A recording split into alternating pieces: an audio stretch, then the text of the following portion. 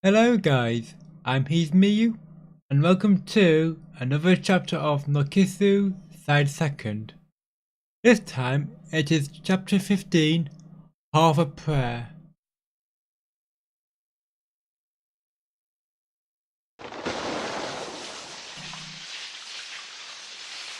All that was loud. Headset was a max.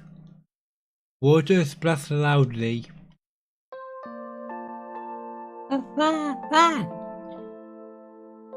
Hey, hold still. Even if you tell me like that, it tickles. The 7th floor bathroom. Today was the second bathing day of the week. Hey, now I'm soaked too. Ooh, I'm sorry. It's fine. My niece and I will take a shower while we're here. Even though it could be called wide, compared to a normal home's bath, it was just slightly wider.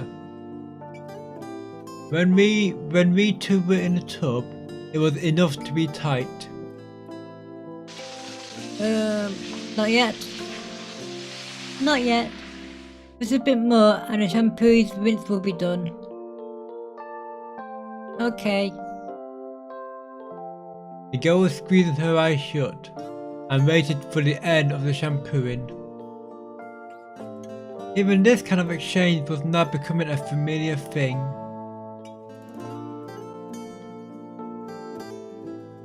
Okay, and next is Himiko's barbershop.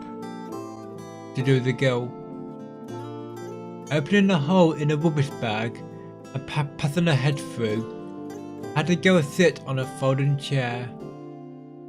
If there was no wind, it could also have been done on the roof, but mostly the cutting was done in the hospital room. Us helpers were also gardeners, also cleaners, and occasionally barbers.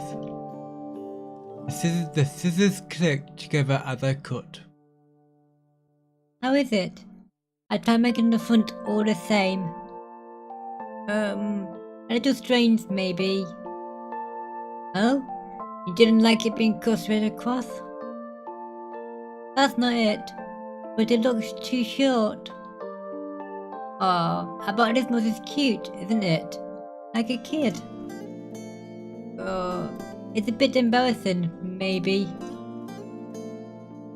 The scent of the shampoo's mint spread from the still damp air into the narrow hospital room. The girl sat on a folding chair that I always sat on, and from the rubbish bag, she gave me a bit of a dissatisfied look. On the floor spread 3 sheets of newspaper. It was a barber shop that used 2 small hand mirrors. A few days later. If one looked, it was toward the middle of August. Today also, the girl was here. Today too, I was here. The alarm on the thermometer beeped. Okay, let me have the thermometer. Okay. Taking the thermometer that was in her mouth, I read the numbers on the digital display. What temperature? With a 6.2 degrees Celsius. Yeah, with this, it's fine. Then, today, ice cream in the courtyard again? Nope. Today, I'm thinking of different plans. Different plans? But for that, this comes first. As I answered, I opened the paper bag I had brought. Half of today's plan was in there. What's that? I bought new clothes for you. Eh? But just before, I got pyjamas. These aren't pyjamas. With a bit of a flourish, I took it out of the bag to show her. After all, It was something that used up over half of this month's allowance, and I had spent 2 hours debating over which to get. Ta-da! Ah, a one piece. Our swimsuit. How is it? You like it? What exactly does mean? Happily, the girl vigorously nodded many times. It was a one-piece dress. It was a one-piece dress in summery white with a yellow sunflower pattern on it.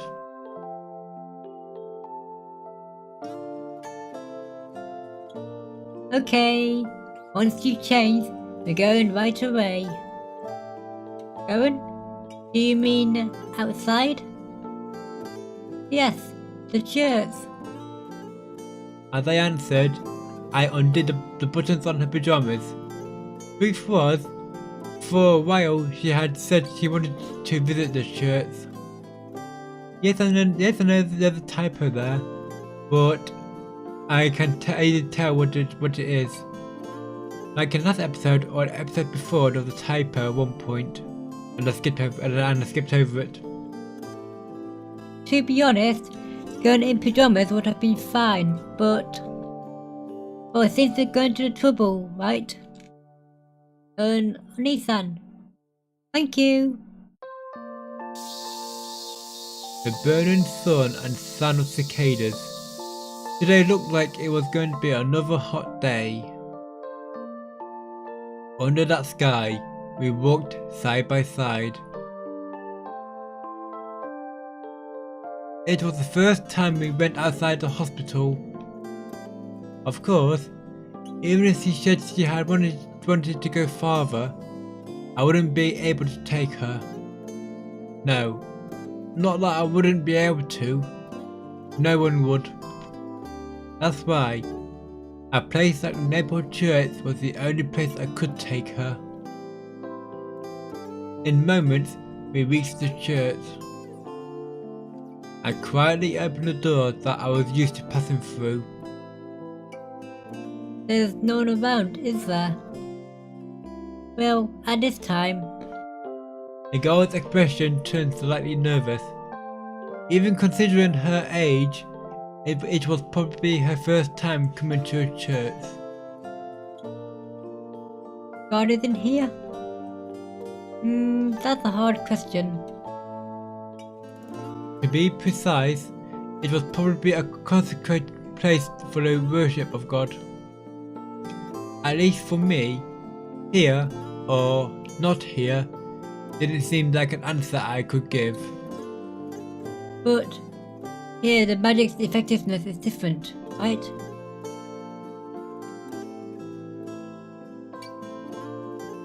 Aha, well, something like that. And we approached the altar and offered prayers. I prayed for the girl's happiness. Even if the futures were closed, at least until then, I wished she would be without regrets. And the remaining half...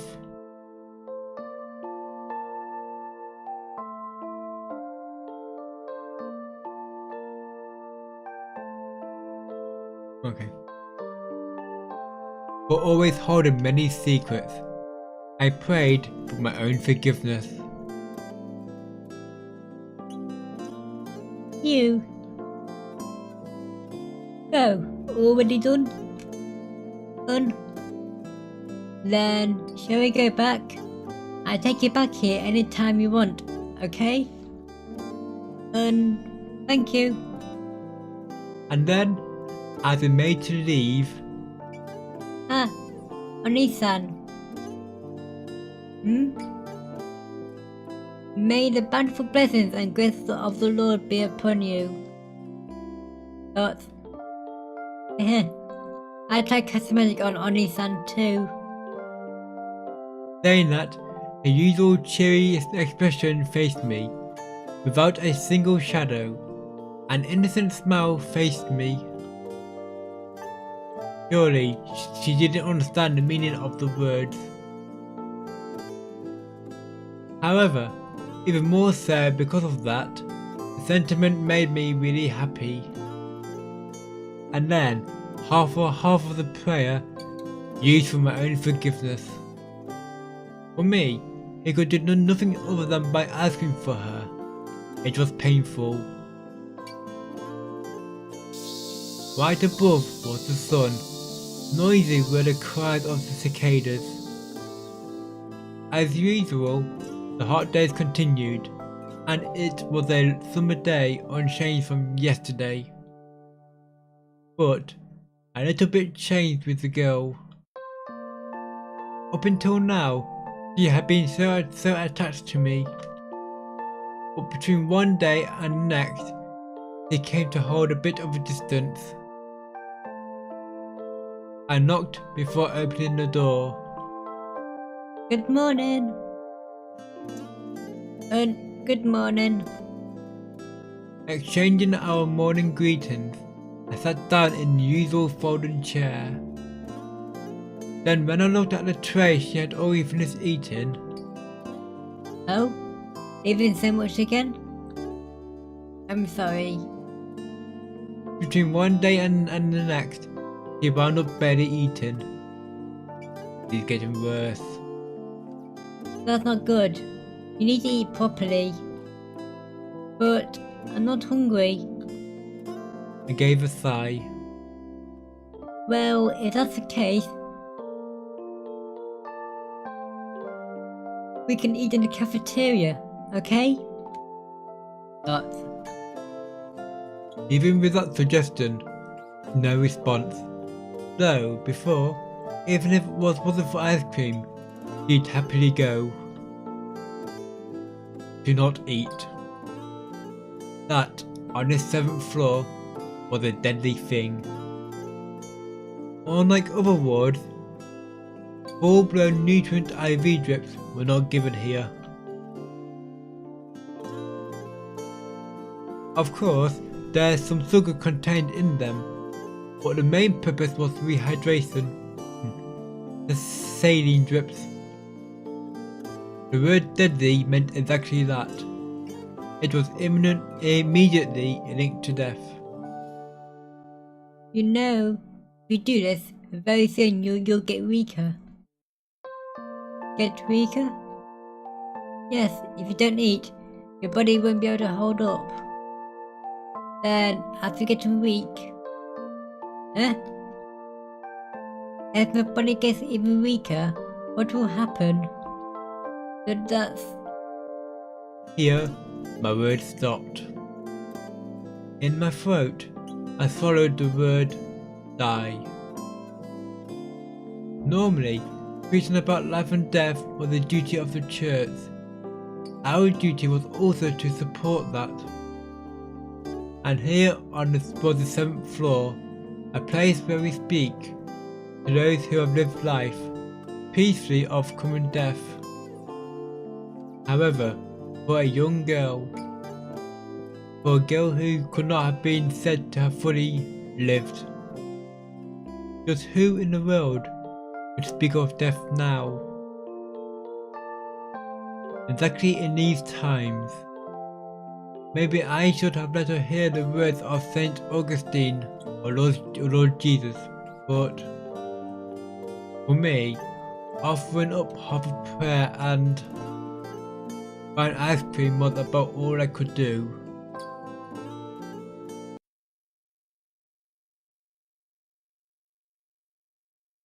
A few days later, after late night, as always, the girl ate very little. And at the girl's side, again I was sleeping in the spare bed.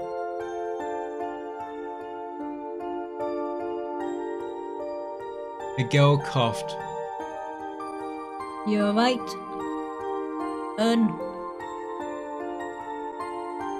Late at night in the dark hospital room, the girl was coughing. Right now, all I could do was gently pat her back. The past few days, because she had been eating most of her food, it was visible that her strength was dropping. and now she was clearly avoiding me. If I spoke to her, she would barely make a response. The times where she would speak to me on her own completely disappeared. Amongst all that, suddenly, she opened her mouth. Hey, Oni-san. This, I am giving it back. The rosary? What she took out of her pajama pocket was a rosary. Without a doubt, the one that I had given her before. And also, I want you to not come here anymore. Why are you suddenly saying that?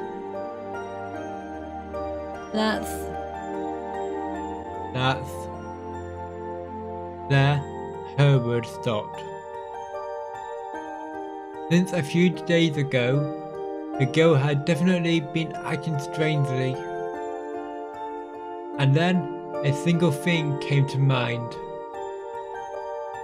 This is something from a while ago, but I'm sure that you said a lady you didn't know had spoken to you, right? And just maybe, it has something to do with wolves? That's... At that question, there was no response. However, I felt the silence wasn't a no, but a yes. I had been convinced it was a rumour, but it looks like that kind of legacy did exist. Most likely, a girl had heard it.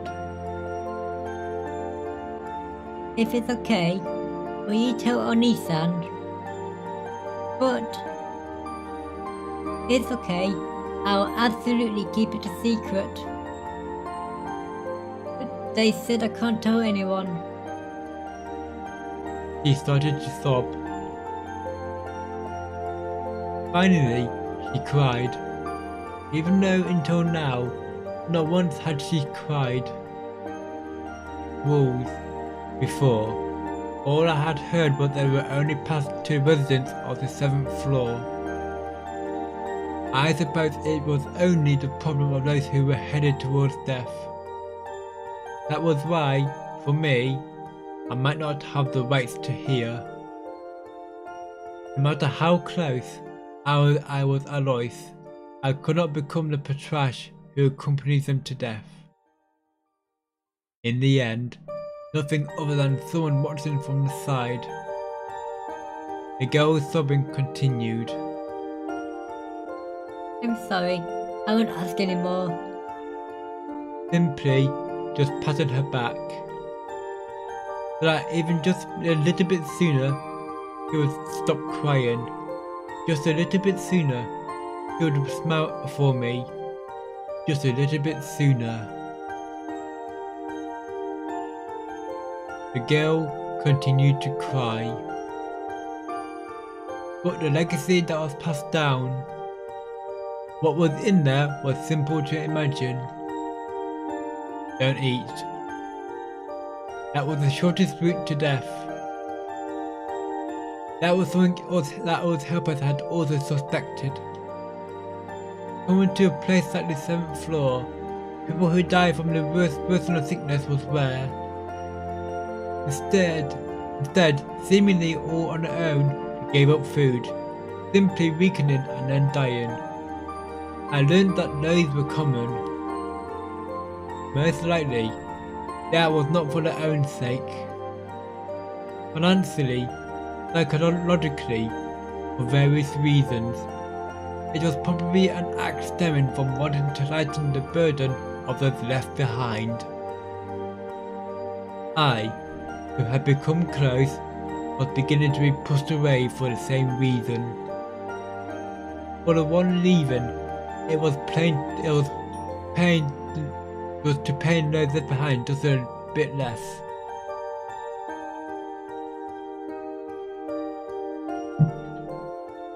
A good timing for my phone.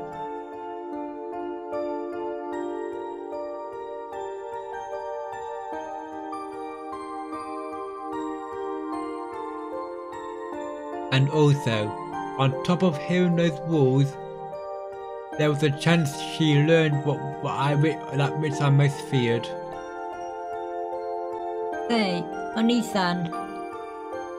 Dad, Mum, where are they? Oh. Thoughts? I'm going to die? That's... There, my word choked. That doesn't tell me anything. Tell me the answer. I had... sound effect. I had thought to say something, but... especially at a time like this, I knew that I had to say something. Even though I was supposed to know what kindness should be, even though I was supposed to be a Catholic in order to speak of life and death, and yet I could not find any words. Outside the window, there was a night sky that was beginning to lighten. In this narrow hospital room, the girl's sobs reverberated. Even though I was a professor, the doctor, I couldn't give an answer. At this time, if I were a real doctor of the church, if I were Augustine or Jerome, maybe I could have an answer.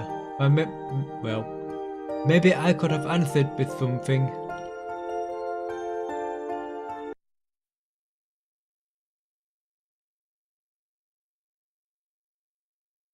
This is going to a depressing end.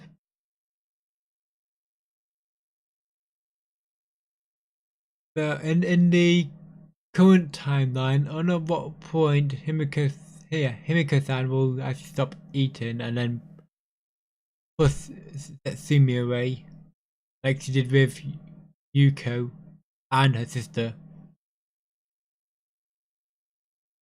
I hope you found this episode interesting. I'll see you next time in chapter 16, Roadster. That's it for this time. I'm Hesmiyu. Goodbye.